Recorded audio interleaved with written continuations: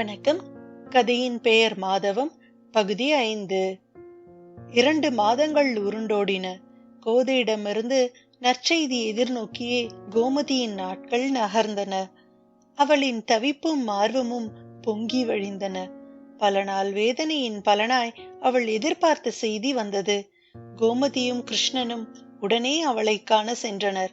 உயர் ரக உலர்பழங்கள், பருப்பு வகைகள் முதல் குங்குமப்பூ வரை கோதைக்கு தேவையான அனைத்தையும் வாங்கிச் சென்றாள் கோமதி.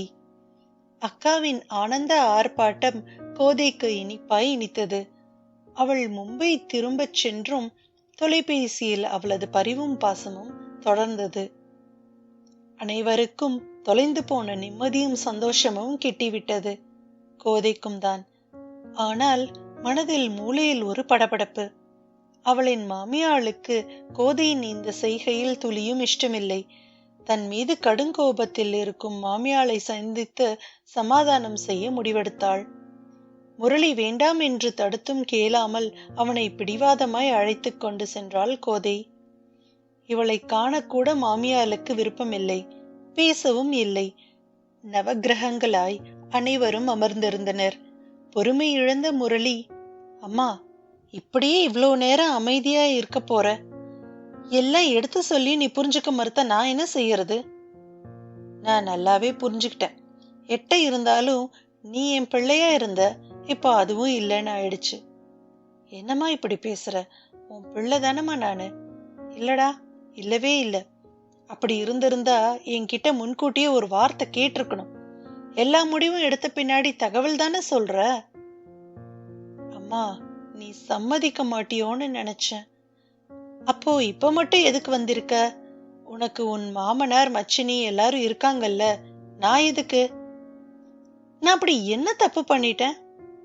இல்லடா, ரொம்ப நல்ல காரியம் பண்ணியிருக்க. இந்த குடும்பத்து சொத்தை எடுத்து இன்னொருத்தனுக்கு படி அளப்பியா? அதுக்கு நான் பெருமைப்பட்டுக்கணும். அம்மா, நிறுத்தடா. கோடி கோடியா காசு இல்லைனாலும் இந்த குடும்ப கௌரவத்துக்கு குறைச்சல் இருந்ததில்லை. இப்ப உன் பொண்டாட்டி மொத்தமா எல்லாத்தையும் குழி தோண்டி புதைச்சிட்டா.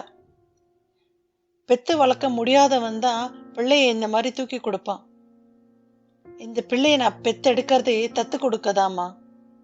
உனக்கு என்னப்பா, ஊர் உலகம் என்னதானே காரி துப்போம். இந்த உலகம் நாம என்ன பண்ணாலும் அதுல 4 தப்பு சொல்லும். மனசாட்சிக்கு விரோதம் இல்லாம வாழ்ந்தா போதும். ஊரை பத்தி கவலைப்பட்டா நம்ம நிம்மதி போயிடும். நாம ஒன்னும் ஊர் எல்லையில இருக்கிற ஒத்த மரம் இல்லடா, தோப்புக்குள்ள இருக்கிற மாமரம். பூச்சி படாம கரையாம் படராம இருந்தாதான் வாழ முடியும். இல்லைன்னா தீ எள்ளி வச்சிடுவாங்க. அத்தை, ஒரு நிமிஷம் என்று கோதை குறுக்கிட்டாள். நீ செத்தாலும் என்கிட்ட பேசாத. எனக்கு இல்லைனாலும் ஊருக்காக உன்னை மருமகளா நினைச்சேன். இப்போ அதுவும் இல்லைன்னு ஆயிடுச்சு. உன் புருஷனை கூட்டிட்டு வெளியே போயிடு. முரளி கோபத்தை கட்டுப்படுத்த முடியாமல் விருட்டனை எழுந்து சென்றான். நிறைய பேச எண்ணி அவளுக்கு ஒன்றும் பேச வார்த்தை இல்லாமல் கோதையும் பின்தொடர்ந்தாள். இங்க பாரடி, கடைசியா ஒன்னு சொல்றேன். நீ பெத்தெடுக்கிறது ஆண் பிள்ளையா இருந்தா என் தலையே போனாலும் அதை கொடுக்க விட மாட்டேன். இதுவே பொண்ணா இருந்தா அந்த பிள்ளையோட நீயும் உங்க அக்கா வீட்டுக்கே போயிடு என்று கர்ஜித்து விட்டு உள்ளே சென்றாள் கோதையின் மாமியாள். முரளியின் மனவேதனை அவன் முகத்தில் அப்பட்டமாய் தெரிந்தது. ஆயினும் அவன் கோதைக்கு சமாதானம் கூறிவிட்டு உறங்கி போனான். மனதில் பதட்டம் குறையாமல் தூக்கமின்றி தவித்திருந்தாள் கோதை. தனது கணவனை எண்ணி வருந்தினாள். அவனை பணயமாய் வைத்ததை எண்ணி மனம் நொந்தாள். என்றும் இல்லாத ஒரு மெல்லிய குற்ற உணர்வு எட்டி பார்த்தது. ஒரு புறம் கணவனை எண்ணி துன்பமும், மறுபுறம் அக்காளை எண்ணி இன்பமும் அவளை மத்தாய் கடைந்தது. மறுநாள் எப்பொழுதும் போல தன் அக்காவிடம் இனிமையாய் பேசினாள் கோதை. இவளின் சோகத்தை அவளுக்கு சொல்லிட விருப்பமில்லை. அக்காளின் குரலில் தெரிக்கும் ஆனந்த குச்சல் இவளுக்கு போதையாய் இருந்தது. தன் தாய் அரசல் புரசலாக கோதையின் மாமியாளின் தாண்டவத்தை தெரிந்து கொண்டு வினவிய போதும் ஒன்றுமே பெரிதாய் நடக்காததை போல பாவனைகள் செய்தாள். தன் தாயிடம் வளரும் ஆனந்தத்திற்கும் இவள் அடிமைதானே.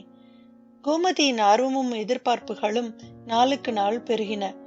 முக்கிய மருத்துவ ஆய்வுகளின் போது அவள் கோதையோடு இருந்தாள். ஸ்கேனில் குழந்தையை கண்டபோது சிறு குழந்தையாய் தேம்பி தேம்பி அழுதாள். தங்கையின் வயிறு மேடு தட்ட இவளின் வயிற்றுக்குள் பட்டாம்பூச்சிகள். ஆயினும் தனக்கு இந்த இனிமையான அனுபவங்களை அனுபவிக்க ஆண்டவன் வழிவகுக்கவில்லை எனும் உண்மை நிதர்சனமாக அவள் மனதில் தொத்திக் கொண்டிருந்தது.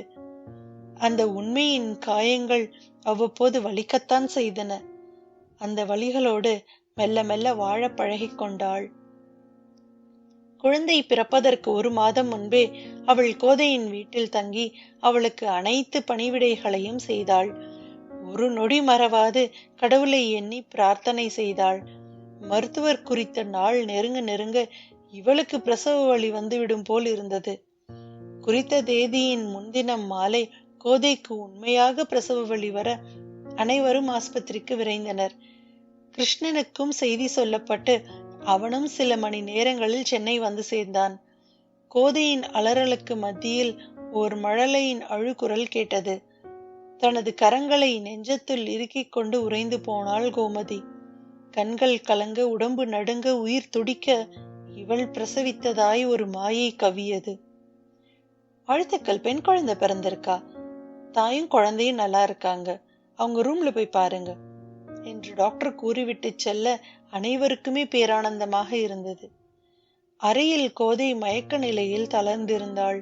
அவள் அருகே தொட்டிலில் ஓர் அழகிய வெண்தாமரை.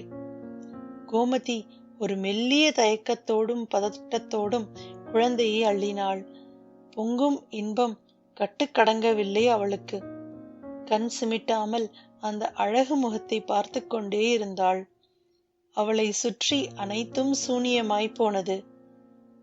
இந்த ஒரு ஜீவனை கையில் ஏந்திட அந்த ஜீவன் தாங்கிய வலியெல்லாம் தரிசாய் போனது. வெம்மை பூசிய வாழ்வில் புதிதாய் ஒரு வானவில். கோமதி தனது விழியின் மணியான மகளை கண்ணின் இமை போல பேணினாள். 3 மாதங்கள் வரை தாய்ப்பால் கொடுத்து விட்டு பிறகு குழந்தையை தன் வீட்டிற்கு அழைத்துச் செல்ல எண்ணினாள். கிருஷ்ணனுக்கும் தான் தந்தையாகிய உணர்வு மிகவும் புதிதாய் இருந்தது. தன் செல்ல மகளை எண்ணி அவ்வப்போது பூரித்து போனான். கோமதியின் மாமியாளுக்கு கூட ஒருவித பூரிப்புதான். தனது பேத்தியின் ஜாதகம் மிகவும் அமோகமாக உள்ளதென ஜோசியர் கூற அந்த மகாலட்சுமியே தன் வீட்டிற்கு வந்து விட்டதாய் தோன்றியது அவளுக்கு. மகாலட்சுமி என்று குழந்தைக்கு பெயரும் சூட்டினாள். அவளின் கோபமும் மூர்க்கமும் அடங்கி தன்மையாய் அவள் இருப்பதைக் கண்டு கோமதியின் பெற்றோரும் கோதையும் நிம்மதி கொண்டனர்.